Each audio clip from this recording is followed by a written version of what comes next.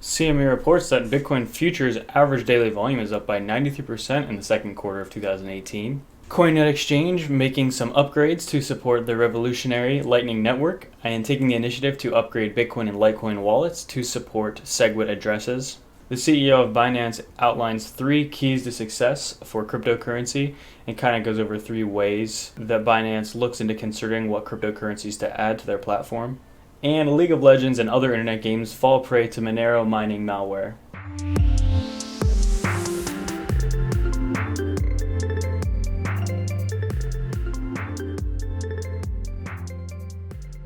What's going on, everyone? Today is Saturday, July 21st, 2018. Hope everyone's doing well. Always remember to treat yourself. So overall, I'm pretty happy with what the market's doing today. Bitcoin, again, holding some really good position in the market. Again, over 7,400. Bitcoin dominance continues to hold its ground a little bit.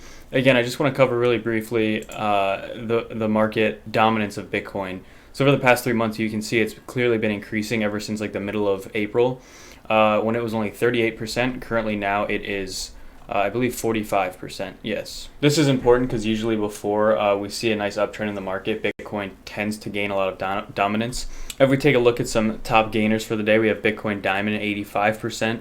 VeChain, if anybody's interested in VeChain, please leave a comment below. I've been hearing a lot about it lately. So I'm wondering if that's a coin people are interested in, if people want to hear some about VeChain. And then we have some of the coins that potentially could be listed on Coinbase. We have all 3, 0x Basic Attention Token and Stellar Lumens, all above 8%. Cardano and Zcash as well. Zcash up around 6%. I'm not sure exactly where Cardano is. Cardano up 2% still on the day, not bad. Again, just taking a look at Bitcoin on the daily chart, we just see some healthy consolidation. Kind of trading above 74 for a few days now, ever since the 17th. So this is about the 4th day in a row. Maybe give it a chance to bring the RSI down a little bit so we can maybe make a move higher.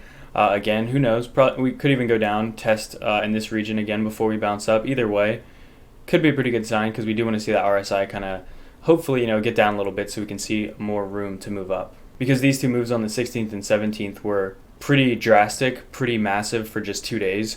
So it really blasted the RSI up quite a bit right here. So it would be good to see that kind of even out a little bit. So yeah, maybe we can hopefully see a nice run up. Again though, still above that 50-day moving average, and I'm really liking this. It's looking pretty good. We see Litecoin kind of bouncing back from $80, which it dipped all the way down to yesterday, currently around almost $85.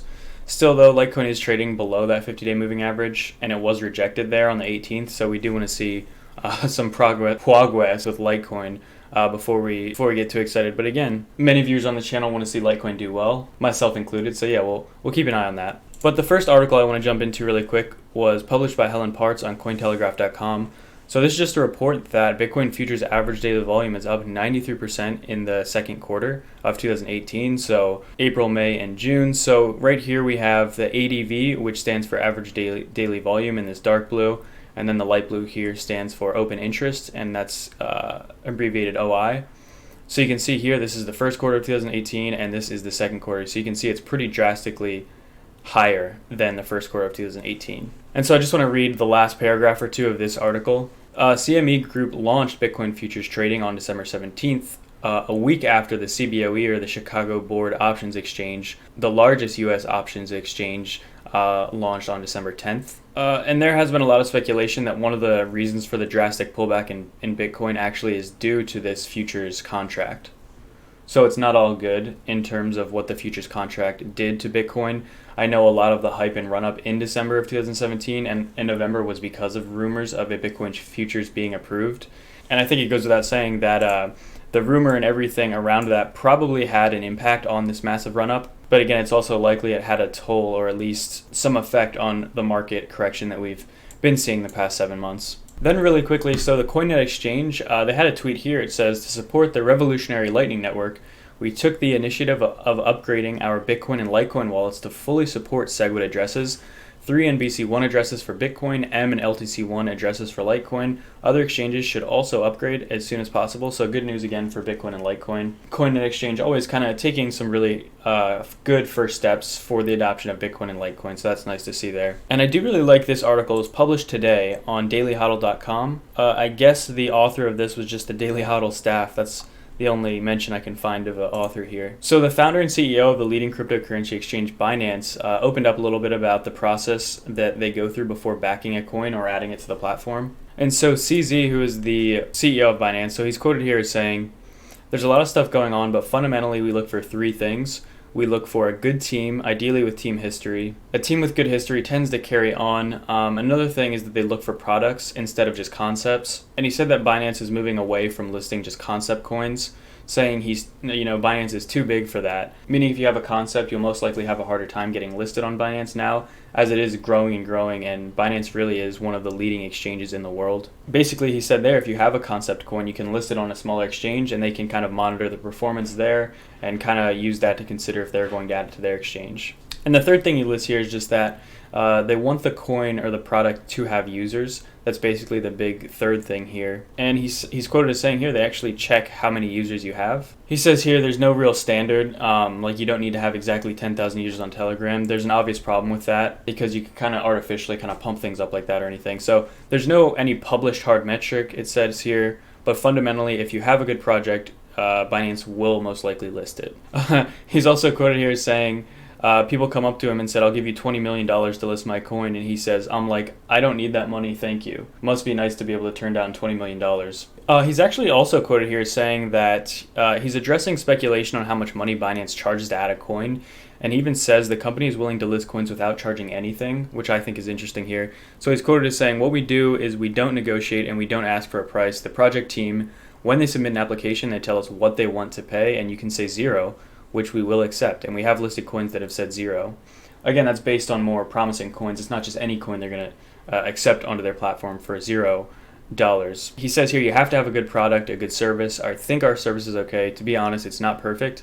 I really want to improve it, which is exactly what you want to hear out of somebody, even at the top, really, of the exchange game. You want to hear people always looking for ways to improve, not saying, we're perfect and there's nothing we can change. Essentially, that's like a general rule of life. There's always something you can get better at, always something you can improve. But he says, I think in the industry, we're kind of good compared to others. He's being a little modest there. I definitely think Binance is an amazing exchange. But I think the other big thing is your ethical behavior. And I really like this as well. He kind of gets into the ethics of cryptocurrency because there is a lot of scams going on in this space.